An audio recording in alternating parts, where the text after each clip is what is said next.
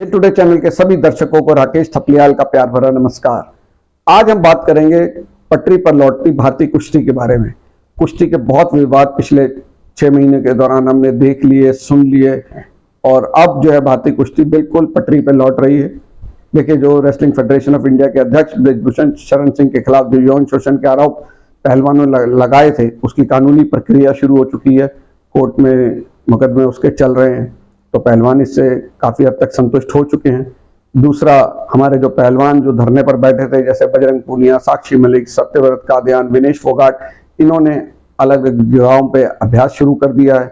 ऐसा बताया जा रहा है कि सत्यव्रत और साक्षी जो है वो रेलवे के जो कर्नैल सिंह स्टेडियम है दिल्ली में, वहां पर अभ्यास कर रहे हैं और बजरंग पूनिया ने सोनीपत में जो वहां अभ्यास शुरू कर दिया है।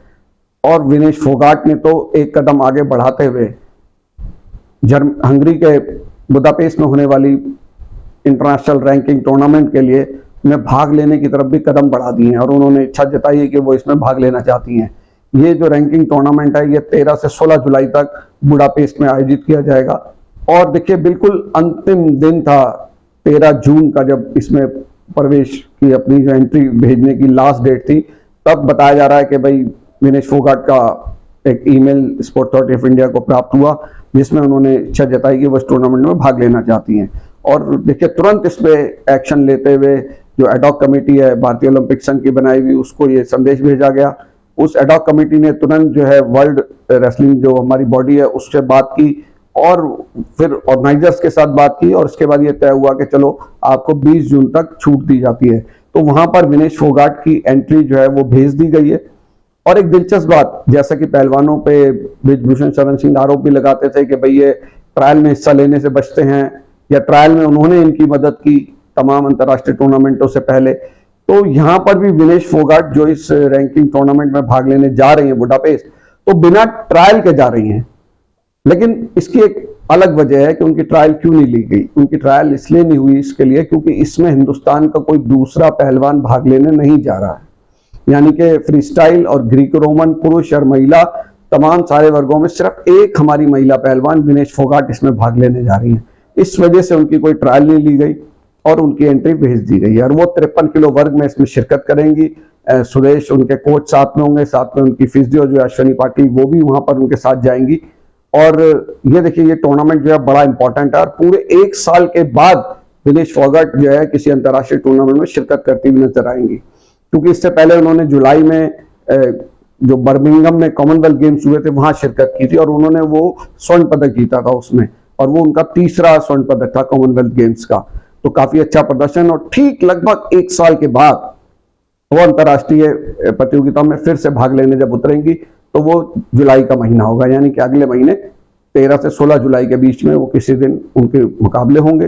53 किलो भार वर्ग में वो वहां पर उतरेंगी और उम्मीद करते हैं कि वो एक बार फिर से बेहतरीन प्रदर्शन करेंगे। हालांकि पिछले 1 साल सब तक देखें तो 5-6 महीने उनके इस धरने प्रदर्शन, इनकी रणनीति बनाने में, इसमें काफी खराब हुए हैं और निश्चित रूप से वो उतने जबरदस्त जो एक उत्साह होता है या उनकी जो बॉडी की फिटनेस होती है उसके साथ तो मुझे नहीं लगता कि वो वैसा वहां पर उतर पाएंगी।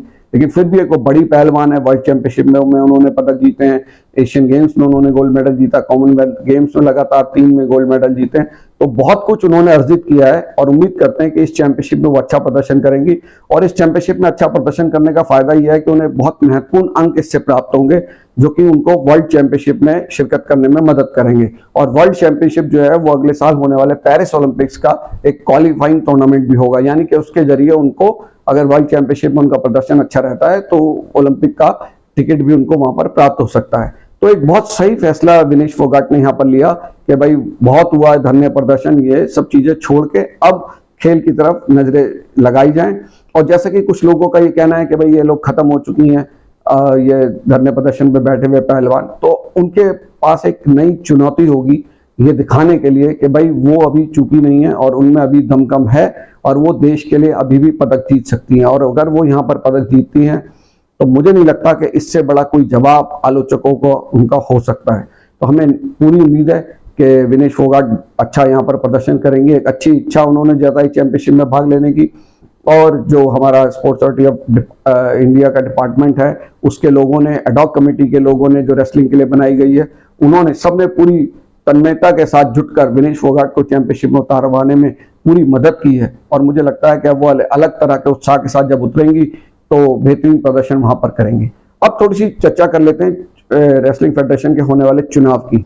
देखिए, चुनावी प्रक्रिया इसकी शुरू हो चुकी है और वो इस मुकाम पर आ गई है कि भाई इसमें ये तय हो गया कि भाई कौन लोग इसमें वोट देंगे। सबसे इंपॉर्टेंट बात, जो तमाम स्टेट यूनिट्स हैं उनके 2-2 वोट हैं, वो लोग कौन होंगे जो वोट देने आएंगे, उनके नाम मांगे गए हैं और इसके बाद जो है आगे की प्रक्रिया वहां पर तय होगी। रेसलिंग फेडरेशन ऑफ इंडिया के चुनावों की बात करें तो 15 सदस्यीय जो एग्जीक्यूटिव कमेटी चुनी जानी है, उसके लिए 13 जून को जो है चुनाव का नोटिस वो जारी कर दिया गया था।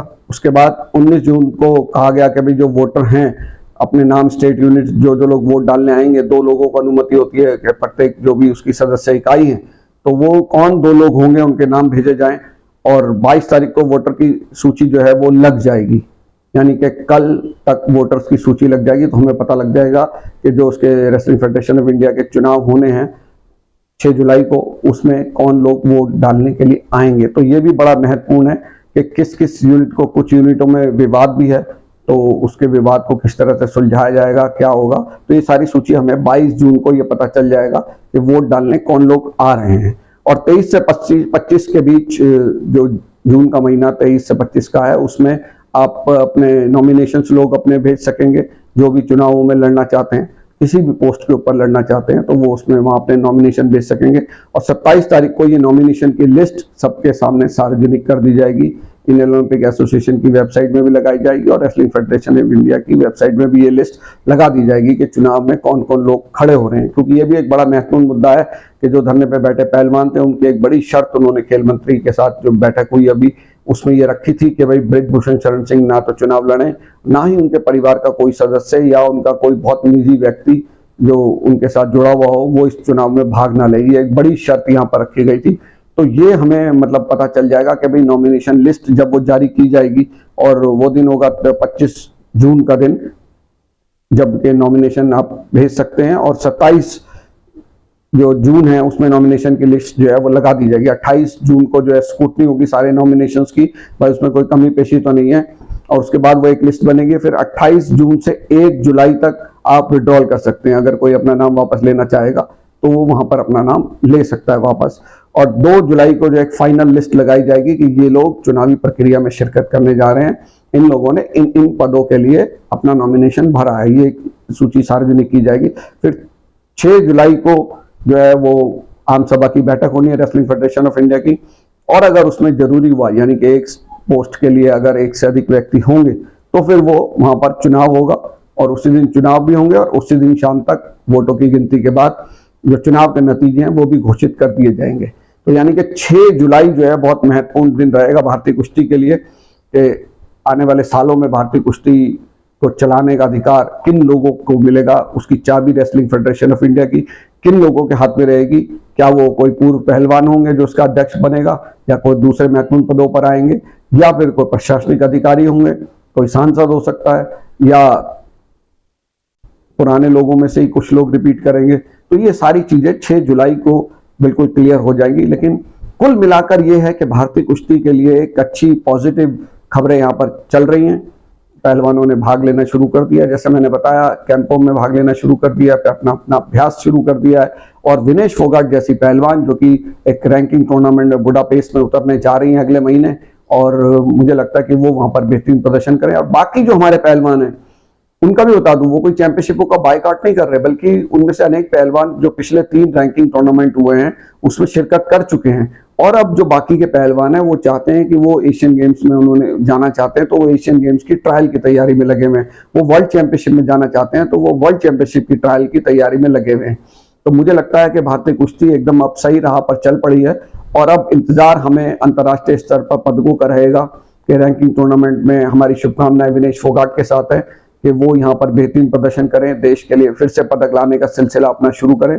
बहुत बड़ी वो पहलवान है हिंदुस्तान की, और अगर वो यहाँ पर पदक जीतती हैं तो निश्चित रूप से देश की जो उभरती महिला पहलवान है उनमें भी एक उत्साह जागेगा, और माता पिता के अंदर भी जागेगा उत्साह कि अपनी लड़कियों को वो पहलवान बनाएं।